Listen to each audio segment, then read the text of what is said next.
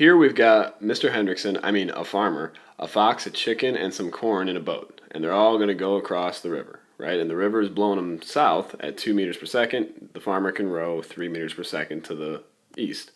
So we want to find the exact speed of the farmer's boat on its actual course.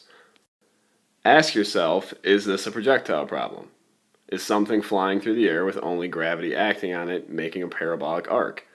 No, okay, then it must be a vector right triangle problem, and we have to use just constant velocity equations and set up a picture to start.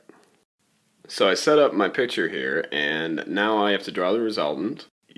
Using the tip to tail method, we add them up and we draw the resultant, and that should be the actual velocity of the boat after the river's been pushing on him and he's been rowing due east. So we have two legs of the triangle, and we solve using the Pythagorean theorem for the last leg, and we end up getting a velocity that's bigger than 3 and 2 meters per second, which is good because it should be. It's the hypotenuse of our triangle at 3.6 meters per second. Now, because this is vectors, we only ask you for the magnitude of the velocity in the last problem, and this time we're going to ask, well, what angle was it actually going 3.6 meters per second? If we don't ask you this on a quiz, but we do ask you for direction, we expect you to calculate the angle, just like we're doing here on number 2. So using the same diagram from the first problem, let's go ahead and set it up and solve for theta. Now you could use sine, cosine, or tangent here. It all would work, but because we rounded that 3.6 meters per second in our last calculation, and the 2 and the 3 were just givens, let's go ahead and use tangent here because we know that 2 is the opposite, 3 would be the adjacent legs of our triangle, and it'll be a little bit more accurate of an answer. Okay, so we set up the trigonomic relationship, we solve for theta. Make sure your calculator is in degree mode and not radian mode when you do this. Otherwise your answer will look like a negative or something less than 1, and you don't want that. However, there is one thing that I'm still missing from my answer. I've labeled it 33.7 degrees, but I still need to tell where that 33.7 degrees is going in reference to the triangle, so I'm going to add in the direction.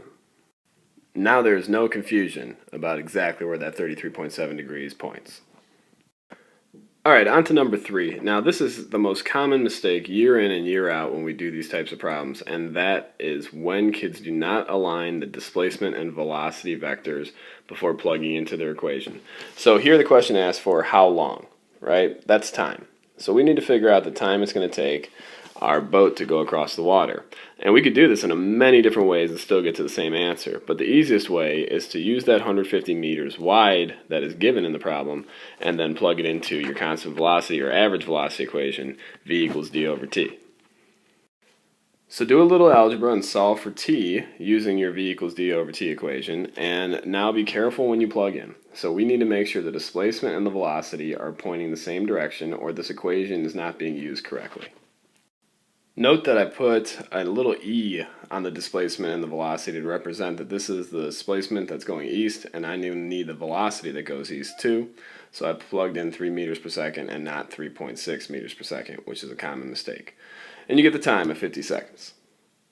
So on the last part of this problem, it asks how far downstream is the boat when it reaches the other side. So you have to know here before you can even start the problem that we are talking about this distance right here. I'm going to call it ds for d south, right? And that's also the initials of some cool guy I know. But once you figure out that that's what you need to solve for, now you can go ahead and use the same exact equation that you had before, because it's going to be moving at constant velocity in that direction, but you got to make sure you use the 2 meters per second as your velocity because it points in the same direction, and this is a vector chapter where direction matters, and we make sure we plug in the v and the d that point the same way. Now this time I'm going to show you a different equation, which actually ends up still giving you the exact same answer you would get if you used v equals d over t.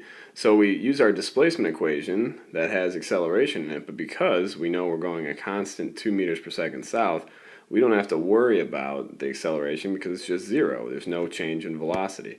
So that part of the equation, the 1/2 at squared, goes away, and now we can just substitute in what we know, the displacement and the velocity, but make sure they point in the same direction.